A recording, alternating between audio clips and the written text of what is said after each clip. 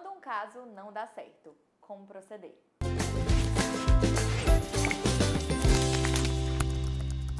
E aí, Manu, o que é que tu faz quando um caso teu não dá certo? Primeiro, existem vários motivos que podem levar a um caso não dar certo. E a gente vai narrar algum deles aqui. Perfeito. O que é não dar certo? É o paciente se negar a ir às sessões, a mãe te dar um feedback negativo. Que não tá tendo uma evolução. Perfeito. Porque a gente entende que quando a criança inicia, tem criança que de cara já se vincula. É verdade. Você observa que ela gostou de você, que ela gostou de ir, que deu match. Deu liga.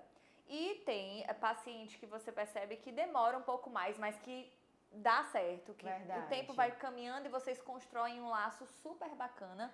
E já tem paciente que não. Que você pode fazer todo o investimento, trazer coisas do interesse dele, diminuir a demanda inicialmente, não fazer tantas perguntas, não ser tão diretiva, ser mais responsiva. E ainda assim, esse paciente fala para a mãe que não quer ir, apresenta uma vontade, né? Que hora, está perto do fim, pede para ir embora, diz que tá chato. O que é que a gente faz? Então, assim, a gente já identifica aqui um ponto. Pode ter uma questão vincular. Perfeito. Porque a nossa profissão, embora você possa estudar todas as técnicas, ter todas as especializações, às vezes não dá liga. É natural. A nossa profissão é uma profissão que depende muito da relação. Às vezes você vai para um médico fazer um tratamento tipo do joelho. Você pode não se dar bem com ele, mas ele passou ali o teu antibiótico, fez a tua cirurgia. Deu tudo certo, teve resultado. Teve o resultado. Tu suportou ali a antipatia com ele porque ele fez aquele tratamento local. Na psicologia, não é assim. Então, você pode ter todo um nível de conhecimento técnico excelente, mas se não tiver vínculo, não vai andar. Então, assim, é meio difícil escutar isso, você é profissional da área, mas a nossa profissão perpassa questões pessoais também. Sim. E então o pode vínculo não bater. Não é uma responsabilidade só sua. Às vezes o profissional se cobra, eu preciso criar um vínculo com essa criança, com essa família. O vínculo não é uma responsabilidade só do terapeuta, né? O vínculo é uma construção entre o paciente e você, está ali no meio. Então, às vezes pode, por alguma questão até mais pessoal sua, o seu estilo, a forma como você fala, né, amiga? A criança não gostar, a criança se sentir invadida. Às vezes você pode até parecer com alguém que ela não gosta. Verdade. Você pode ter o nome de alguém que ela não teve uma boa relação. Natural. Verdade. Assim como nós adultos, a gente gosta ou desgosta de alguém num primeiro momento, na primeira impressão. Eu gosto muito, dando uma dica, né, pra você que tá nos assistindo. Eu sempre pergunto pros pais, como é que é o estilo do teu filho? Sim. Se eu chegar e falar assim mais diminui enérgica, muito a chance de dar um problema, de dar problema. Se eu chegar, ela... Não, tia Manu, ele é mais tímido. Ele é mais na dele. Não chega tão assim. Isso. Respeita mais o tempo. Então, eu gosto de pegar algumas dicas para ver como que eu posso entrar nessa questão vincular. Outro ponto. Então, vamos lá. Tem a questão relacional, certo, que eu diria que pode ser uma coisa que pode não dar um bom andamento. Eu diria que uma não perceptividade técnica, por exemplo, questão de diagnóstico, questão de manejo. Tem profissional que entra rápido demais na demanda. Isso assusta o paciente.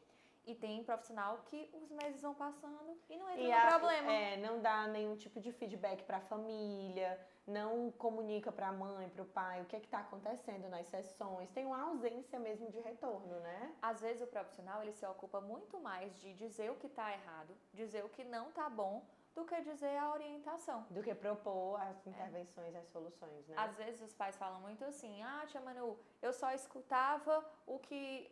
Eu ia só para falar sobre o meu filho, ou para escutar o que não estava bom, e eu não escutava um feedback da profissional, eu não escutava uma orientação. Então isso daí também pode ser um motivo pelo qual às vezes a família nem te falou, verdade, o motivo pelo qual ela tirou o filho dela de terapia, mas pode ser uma queixa também, porque você poderia estar pontuando muito. Os fracassos que, na verdade, já estão postos. Se a família está te procurando, ela já tem uma queixa muito clara. Então, eu também sinto muito que existem profissionais que ficam reforçando aquilo que não está funcionando, só apontando a dificuldade da criança, né? Então, a gente precisa trabalhar com as potencialidades. Uma dica é você olhar para aquilo com a potência. Toda criança tem uma potência. Então, qual a potência dessa criança? Onde é que eu posso apostar? Onde é que eu posso desenvolver? E você dá esse direcionamento. Mas isso também pode acontecer nesse processo de o tratamento não funcionar. Um outro ponto que eu acho interessante é uma dificuldade de encontrar talvez um diagnóstico e de fazer encaminhamentos necessários. Tem profissional que às vezes se acha super-herói, não alinha expectativas e realidades e acha que naqueles 50 minutos vai dar conta de tudo. Enquanto que, por exemplo, a criança precisaria de uma equipe interdisciplinar, multidisciplinar e não está tendo o acompanhamento nem horas de terapia necessária. Então, isso pode ser um motivo pelo qual a Já ouvi terapia... profissional, amiga, que nem teve a coragem de fazer o encaminhamento, não dá nem a oportunidade para a família que diz assim, não, mas eu sei que a família não vai, eu sei que a família não vai ter condições. Você não pode decidir pela família. Você precisa fazer, eu sempre faço os encaminhamentos todos, o ideal. E aí eu discuto com a família o que é a possibilidade. Mas eu faço o encaminhamento. Porque você pode não tratar autismo, por exemplo, mas todo bom psicoterapeuta precisa saber pelo menos identificar, para você não manter um paciente com você tratando demandas periféricas, que não é o foco central do tratamento, e fazendo com que esse paciente perca tempo de intervenção. Então, se você não trabalha com a demanda específica, você precisa identificar para fazer os encaminhamentos necessários. Perfeito. Então, assim, a gente já falou de questões vinculares, de questões técnicas, e é muito interessante que você, como terapeuta, vá sempre conversando com a família. Sim. E aí, a gente que, né, já tem um tempo, já tem uma experiência, tem um fator que é muito interessante. Às vezes, o paciente não está no tempo dele. Tem vezes que a gente recebe a criança e aí não deu liga, não era o timing, mas, por exemplo, a família tem um carinho super especial por você. Então, eles... Não, tia Manu, tia Camila, a gente vai dar uma pausa. Aí, às vezes, 6, 7 meses, 8 meses depois, essa família te procura novamente. Sim. Eu queria tentar. E esse desligamento, né, quando ocorre, você fica se sentindo culpado. Você procura onde eu errei, Sim. o que não deu certo.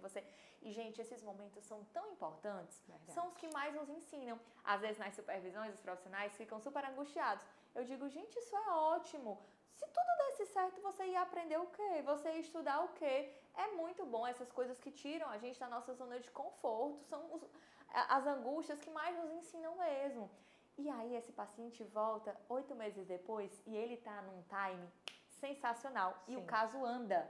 É E você pensa assim, era o tempo da gestação da mudança. Era um nível de maturidade que ainda não tinha sido alcançado. Isso já aconteceu várias vezes no consultório. Assim como já aconteceu também de eu pegar um caso, era uma família, com o irmão não andou, e eu ficar, ai meu Deus, essa família nunca mais volta, porque não deu certo com esse irmão.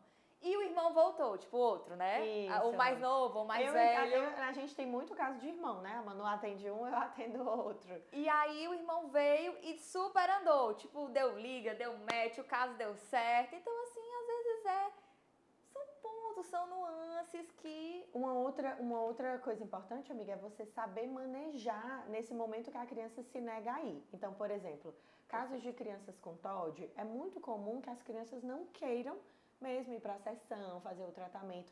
Então, ao invés de você fazer um investimento de manter aquela criança na sessão sem que ela queira estar ali, porque é um princípio básico do tratamento, você pode dar um feedback para os pais, olha, vamos começar com vocês?